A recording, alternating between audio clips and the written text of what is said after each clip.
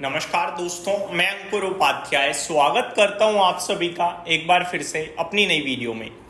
दोस्तों, बाजार पूरी तरीके से रिकवर हो गया है एट द एंड, और ये आपको एक चीज क्लियरली दर्शा रहा है कि बाजार ना वीक है ना स्ट्रांग है। अगर एफआईआईज और प्रमोटर्स बेच रहे हैं तो डीआईआईज दबाकर खरीद रहे हैं।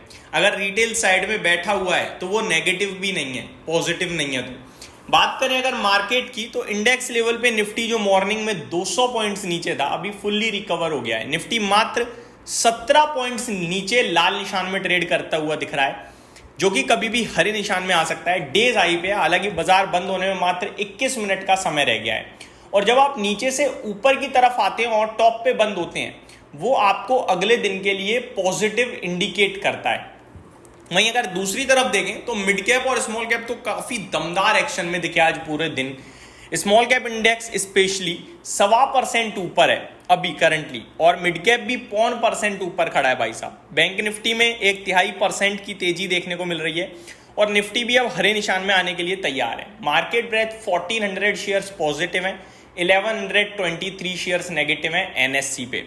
तो कहीं से कहीं तक कमजोरी तो नहीं थी बाजार में। मैंने मॉर्निंग में भी कहा था कि केवल और केवल लार्ज कैप निफ्टी लेवल पे सेलिंग है, अदरवाइज ब्रॉडर पिक्चर अच्छी है, आपकी पोर्टफोलियो ऊपर होगी।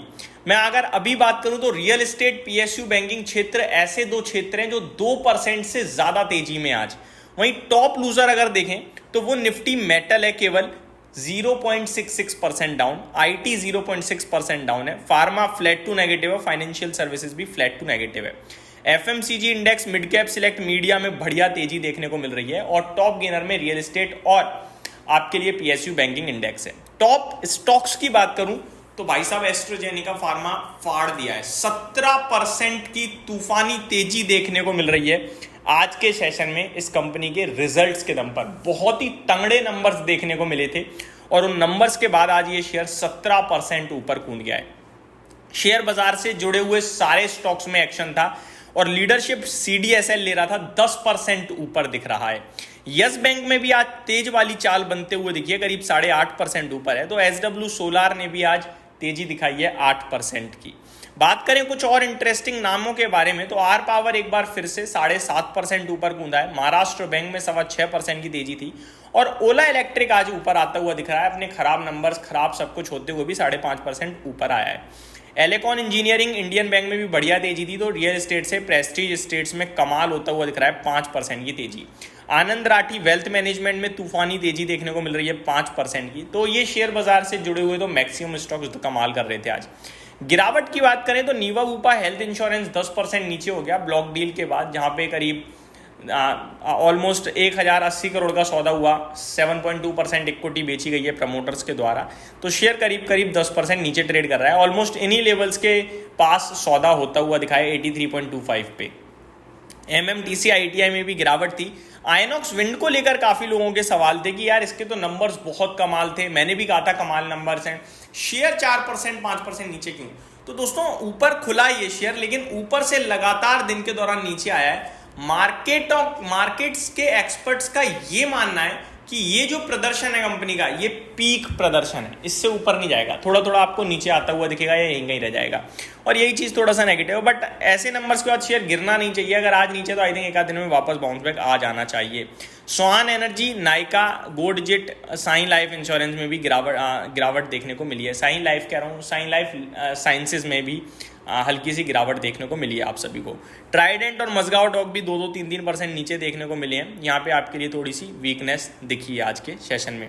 बात करें अगर निफ्टी की, तो करीब 28 शेयर्स नेगेटिव हैं, 22 पॉजिटिव हैं।